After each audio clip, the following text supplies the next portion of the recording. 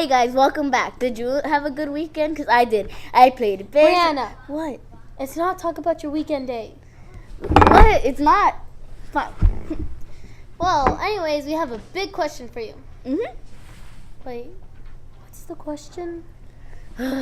Are you college and career ready? Oh, I am. I didn't ask you, I asked them. Oh well. Let's move on to this week's weather.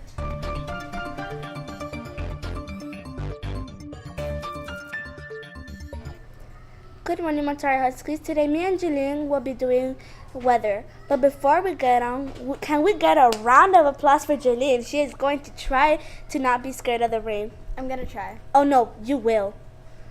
On Monday, April 8th, it will be 84 degrees Fahrenheit and it will be mostly cloudy with no chance of rain. On Tuesday, April 9th, it will be 80 degrees Fahrenheit and it will be partly sunny with no chance of rain.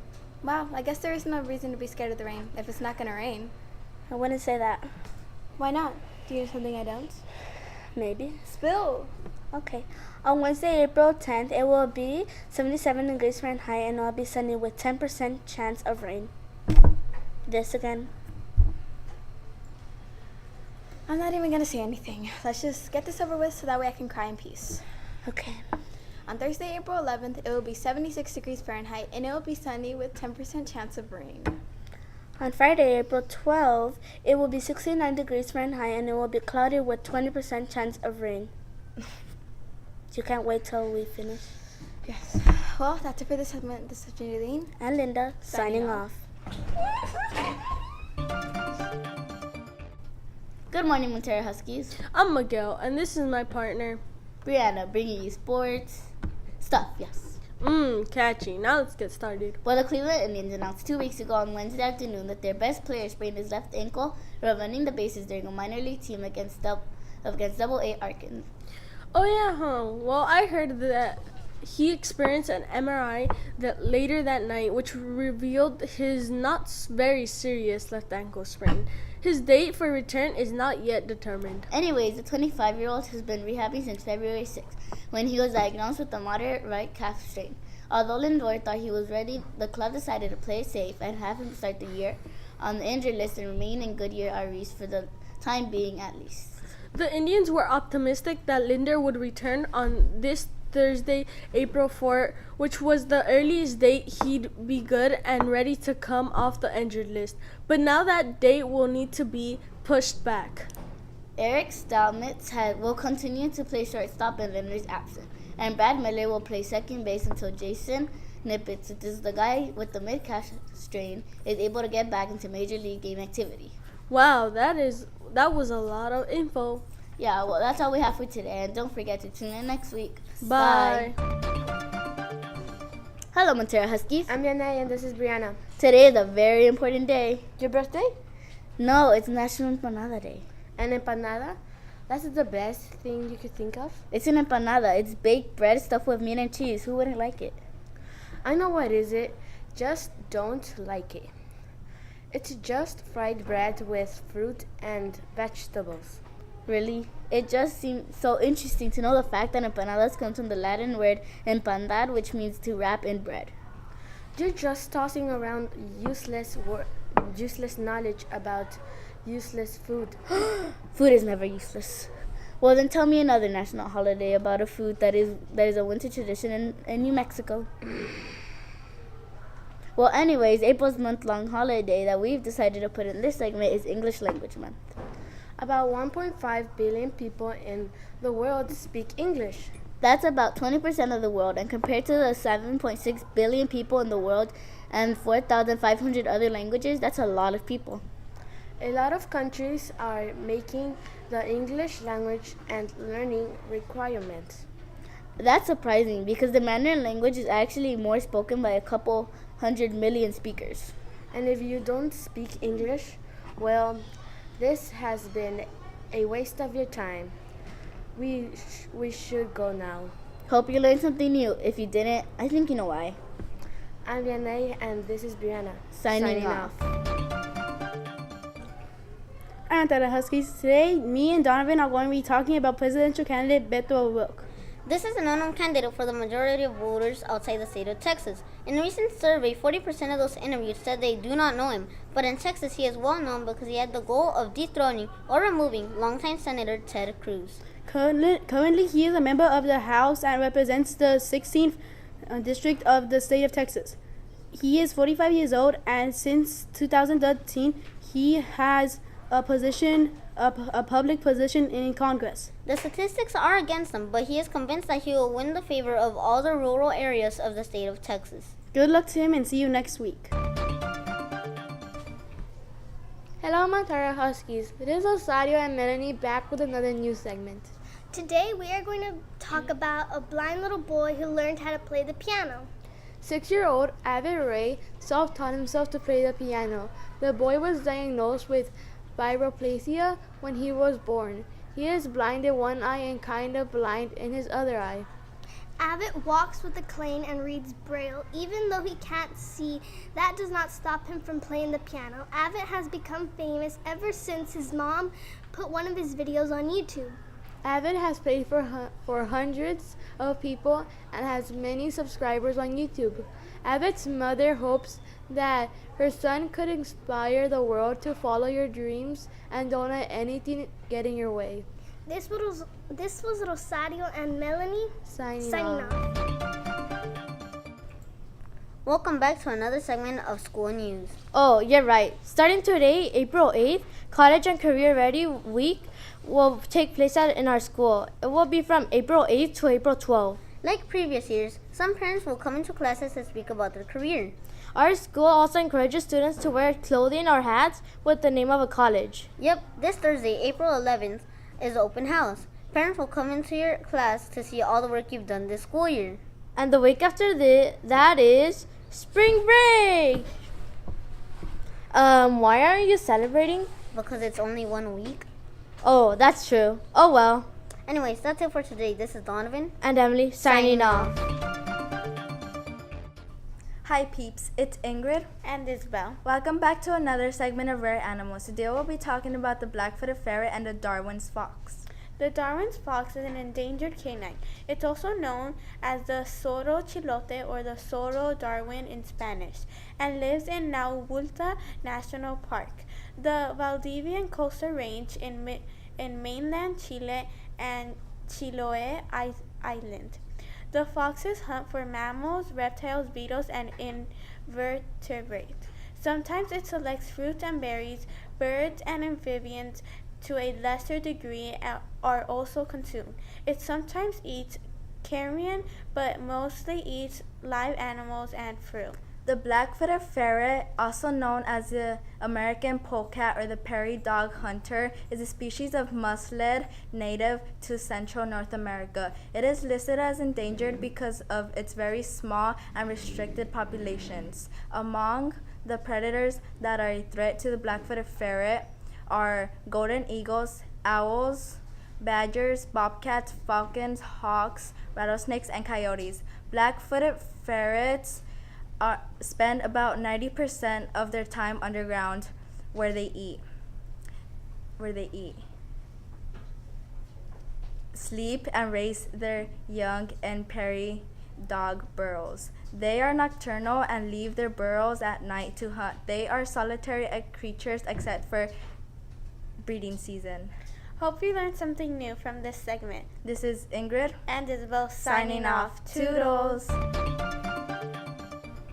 Good morning, Montara Huskies. I'm Emily. And I'm Donovan. Welcome back to a new segment called Southgate Facts.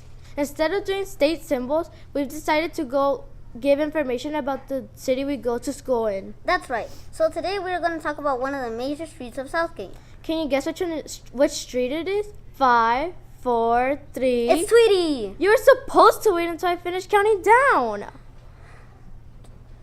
Anyways, in 1852, the Tweety family traveled from Illinois to California in an ox-drawn cart. The Tweety family was large, so many generations lived the city. They had also about 2,000 acres of land, which was then used to create Southgate. That's right. Now, some of you may pass through a street that is filled with stores and outlets. That's named the Tweety Mile, which was named after the Tweety family. Well, that's it for today. We hope you've enjoyed learning about Southgate. This is Donovan and Emily signing off. The end already, guys. Donovan here to bring you guys a new segment of Language of the Week. This week's language is Polish. That's right. My name is Itzel. And if you didn't understand what Donovan said in the beginning, he was saying hello. Did you know that around the world 50 million people speak Polish and that the longest word in Polish has 54 letters? Did you also know that Polish is an important language in Central and Eastern Europe? Let's count to 10 in Polish. 1, 2, 3, 4, 5, 6. 7, 8, 9, 10. Did you know that in Polish to say goodbye it is do widzenia? And to say have a good day in Polish, it's miłego dnia. My name is Donovan. And my name is Itzel. And this was Language of the Week. Do widzenia and miłego dnia. Good morning, Montara Huskies. I'm Andrea with my partner, Miguel. Last week on Thursday, Student Council went on a field trip to Nixon Library. Andrea and I are also part of Student Council, so we went to the Nixon Library. Yeah, and we are going to give you a quick summary of what we experienced. The Nixon Library was built for the 37th President Richard Nixon. We explored the whole library, but if you were to see it, you would know that it does not look anything like a library. It may be named a library, but it is actually a museum. In the gallery, there was an exact replica of the president's Oval Office. That's where we took a picture with Sire, our school president, and all of the other members of Student Council. Outside, there was a pool and garden where we took a picture underneath the gazebo. Inside, we watched a 13 movie about Richard Nixon.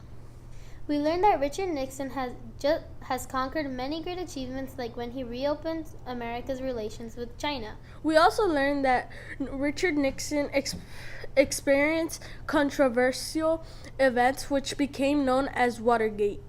That resulted in Richard Nixon becoming the only president to resign, which basically means that he quit his job as president. Well, that's all for today. This has been Miguel and Andrea signing off. Good morning, Montara Huskies. Thanks for tuning back into another episode of the Montara News Show. Today, me and Linda will be interviewing Ms. Represa. So, first question, how do you feel about being interviewed? I'm a little nervous, but it's exciting at the same time. Next question, what do you like the most about your job and why? I love that I could shape the hearts and minds of our future. So it's just very inspiring to come to work and know that we have a great impact in each and every one of our students.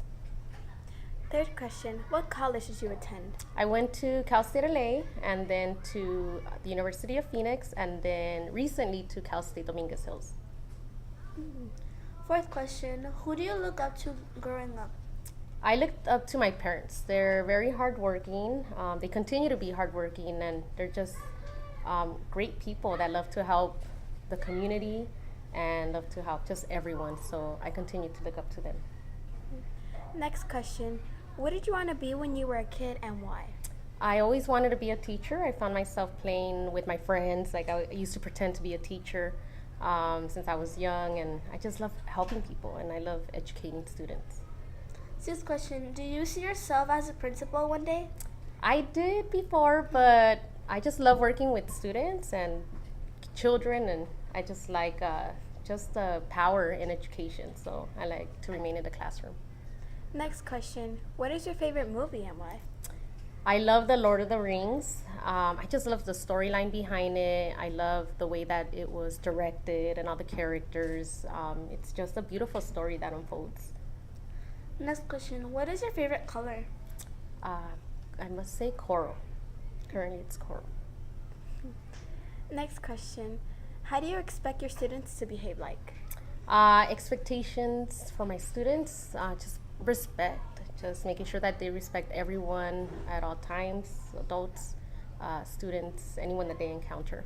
Students, if you're watching this, you heard the woman. Final question, do you have anything you want to say to the Montara students? Just to keep trying your best, to never give up on your dreams. Anything is possible, and just be very open-minded to all the opportunities, and just take a chance, take a risk, and it's definitely going to be worth it. Well, thank you for letting us interview you, Ms. Represa. Thank This you. has been Linda and Jaylene signing off. Well, that's all for today. Hope you enjoyed this week's episode. Wait, we always say that. Okay, and It's boring. we'll get over it. Anyways, don't forget to be safe, be respectful, and be responsible. And have a great spring break.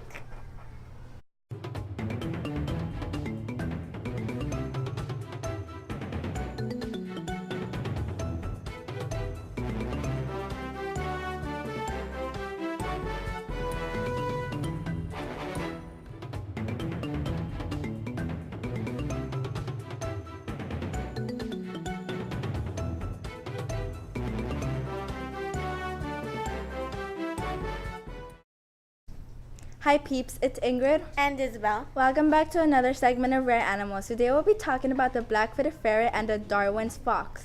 The Darwin's facts. Facts? Hi peeps, it's Ingrid. Hi peeps, it's Ingrid. Hi peeps, it's Ingrid. And Isabel. Welcome back to another segment.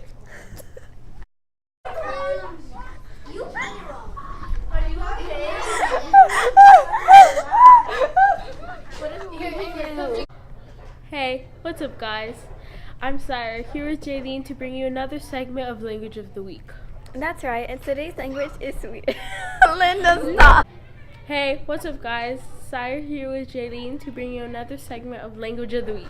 That's right, and today's language is sweet. Linda isn't even doing it.